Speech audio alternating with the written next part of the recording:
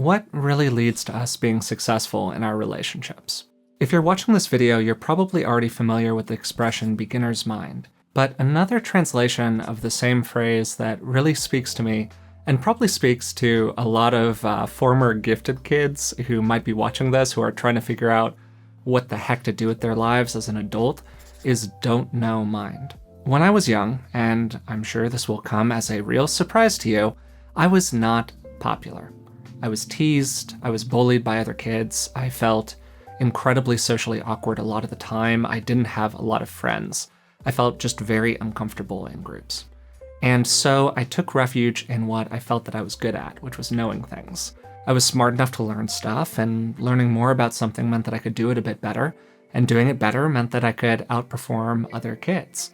Knowing let me show that I had value to other people at a moment in my life when I felt like an outsider most of the time and I really doubted my own worth. And when I knew the answer, I earned praise from authority figures, adults like teachers and my parents.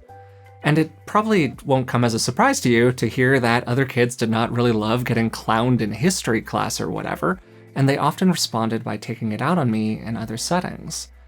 And the more that my self-worth was devalued by this, the more that it was attacked out in social environments, the more important it became to shore up that self-worth through accomplishment, through knowing. This is a really common vicious cycle that shows up in people's lives, and it obviously really showed up in mine. And the more that I was rewarded by people who seemed high status to me for being a knower, the more that that behavior got reinforced. And it wasn't just reinforced in my behavior, it became a bigger and bigger part of my self-identity. I started thinking of myself as the one who knew. That's why I had value. I could give people the right answer. But this meant that anytime I wasn't right about something, what happened? It was a big threat to who I was. I felt extremely uncomfortable. So what were the consequences of this? Well, I started battling out every argument. I became very rigid in how I thought about the world, because what really mattered was defending my rightness rather than actually searching for the truth. And if this description sounds a little familiar to you and starts to remind you of some maybe prominent public figures who fall into the same traps, you're probably not alone. Maybe these are people who are really into debate culture, where the goal is to seem right above all else. And this close tie between being the knower, being right, and my identity had just so many different consequences for me, but it had three really, really big ones. First, it made me just a very unfun person to be around. People started having to watch what they said around me all the time, because at any moment I could pick at some tiny hole in what they were saying or some little error in what they said. They began walking on eggshells. I spent a lot more time than I probably should have talking. And that was really annoying, and it made me look pretty socially oblivious. And then second, ironically, it made it a lot harder to actually be a knower, because this identity got in the way of my ability to learn. When somebody becomes really closely identified with and committed to a particular kind of view, rather than just keeping an open mind, it's much harder to update your thoughts about the world or to absorb new information. I know this from painful experience.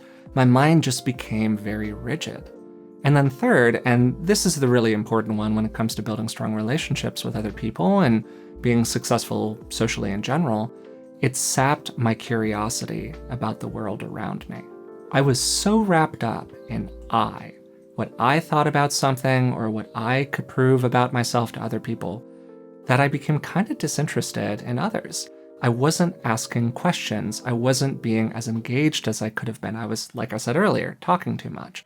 And one of the best ways to truly bond with other people as an adult is by expressing authentic interest in them. And I get that this might run a bit counter to what you see in some corners of the internet with the alpha male sigma grind set people who think that relationships are just all about preserving as much power as possible and appearing aloof and disinterested so that you can look like mysterious and cool or whatever's going on there. But in real, healthy, and functional adult relationships, that's just not the truth. That is a total lie. Please do not do that.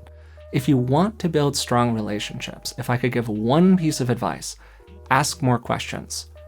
Be authentically curious about other people. People are fascinating. Listen more. And don't know mind, to get us back to the beginning, is such a powerful mindset for that. And this gets to a really important distinction between confidence and arrogance. Confidence and arrogance are wildly different things. Arrogance is typically based, as it was for me, on an underlying feeling of lack. It's kind of like narcissism that way. The interior is just so vulnerable and empty that you have to radically compensate with this performance of external strength. And when I was getting into trouble with all of this stuff, I came across, I am sure because people told me, as very arrogant. And I came across that way because I entered every single social situation feeling vulnerable. But confidence? Confidence is based on an underlying feeling of being enough just as you are.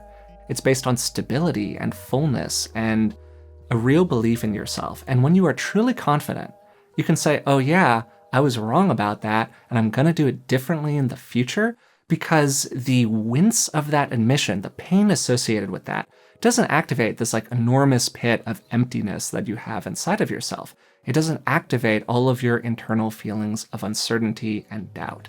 And one of the things that you can really see, and look for this because it just jumps off the page in people who are truly confident, is that they're relaxed. They've lightened up.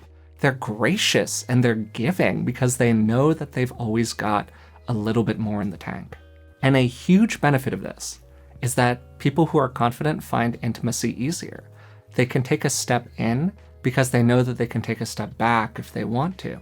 And you can think for a second about how different those two people are to be around, right?